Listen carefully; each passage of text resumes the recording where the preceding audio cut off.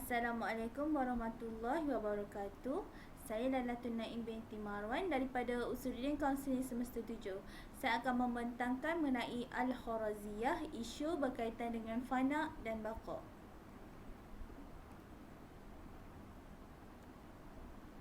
Okey, untuk pertama kalinya saya akan memperkenalkan apa itu Kharaziyah. Fayantamuna ila Abi Sa'id Al-Kharaz radhiyallahu anhu. Awalan minal abara'in halu fana'u wal baqa'u. Okey, untuk pertama kalinya siapakah Kharaziyah? Kharaziyah diketuai oleh Abi Sa'id Al-Kharaz radhiyallahu anhu. Mereka ni merupakan kumpulan ahli sufi yang pertama memperkenalkan isu berkaitan dengan fana dan baqa, sebab terlalu banyak berlaku perselisihan pendapat, percanggahan pendapat dalam mereka mendefinisikan fana dan baqa. Okey, yang seterusnya, dalam perbincangan ini mereka telah meletakkan dua ayat asas yang berkaitan dengan fana dan baqa. Okey, qauluhu ta'ala ma indakum yafsudu wa ma indallahi baqin. Yang kedua, kullu man 'alaiha fanin wa yabqa wajhu rabbika dzal jalali wal ikram. Okey, seterusnya, fana dan baqa. Saya telah setelah meneliti nota ni, saya dapat mengategorikan fana dan baqa kepada tiga bahagian. Yang pertama, dari segi ilmunya atau dari segi bahasa literalnya. Yang kedua adalah dari segi hal, iaitu keadaan ataupun sifat dia. Dan yang ketiga dari segi ahlul wilayah. Okey, kita tengok yang pertama dulu.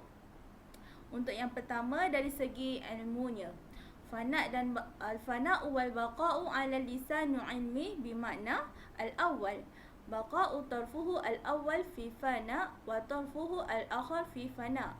Misal adalah al-misal huwa alam, ataupun dalam kata lainnya dunia. Okey, baqa ni kita tahu baqa adalah kekal, fana adalah binasa. Sebagai contoh yang diberi adalah dunia. Dunia pada asalnya kekal, tiada. Maksudnya kekal, tak ada, kan? Lepas tu kedua, Allah wujudkan dia ada. Lepas itu Allah musnahkan semula dunia. Dia akan berbalik kepada sifat yang asal tadi, iaitu kekal tiada. Di situlah nak katakan maksud fana dan baqa. Okey, yang pertamanya tadi dia kekal, tak ada. Selepas tu Allah ciptakan dunia, dia jadi ada.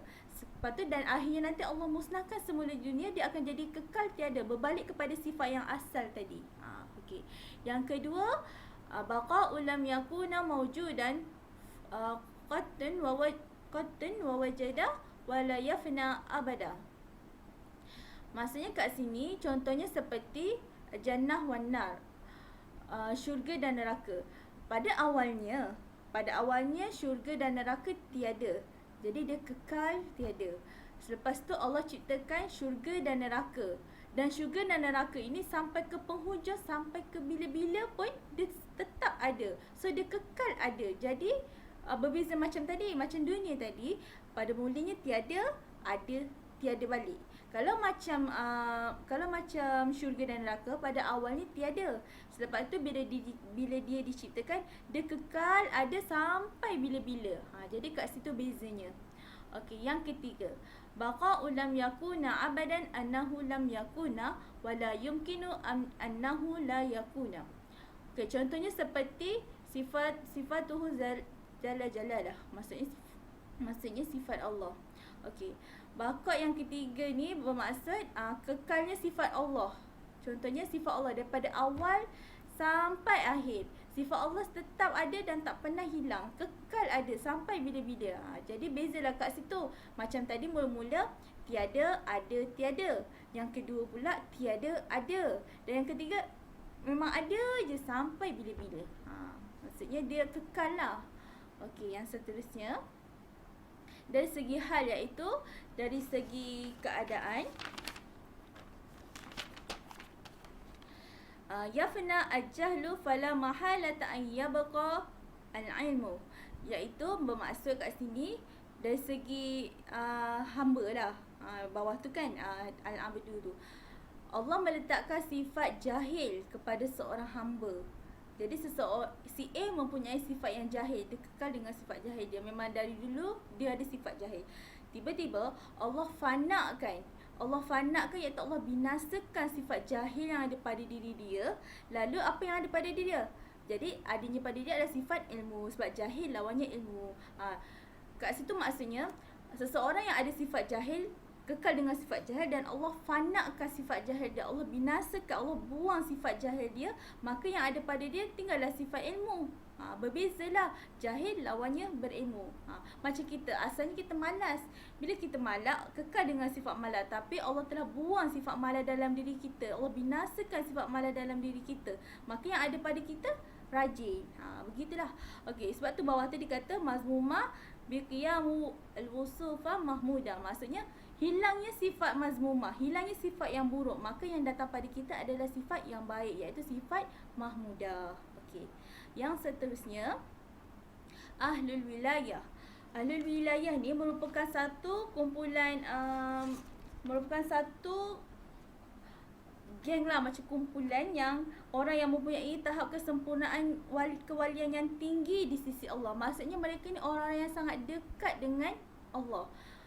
Mereka ni juga memiliki macam ahwal, mereka ada karomah, mereka ada maqamah.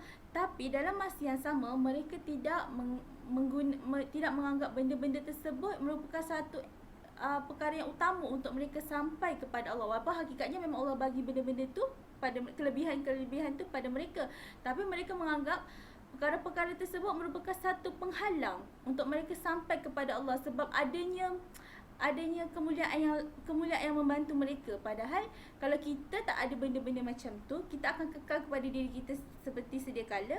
Maksudnya kita tak ada apa-apa lah. Jadinya nak cakap kat sini, ahli wilayah ni mereka menganggap sifat fanat dan baqa ni menerima reda. Maksudnya mereka nak seiring dengan reda Allah, sama juga macam redanya Allah, redanya mereka. Maksudnya mereka tidak memerlukan karomah, mereka tidak memerlukan karomah, mereka tidak memerlukan ahwal, mereka tidak memerlukan maqamah untuk mereka sampai kepada sesuatu, untuk mereka sampai ke maqam yang tinggi kepada Allah. Cukup sekadar mereka menjadi yang mana asalnya mereka. Maksudnya mereka nak kekal bersama dengan reda Allah. Macam mana Allah bagi pada mereka, macam tu jugalah yang mereka terima tanpa mereka memerlukan perkara-perkara seperti tadi. Okey. Okey, sekian. Terima kasih.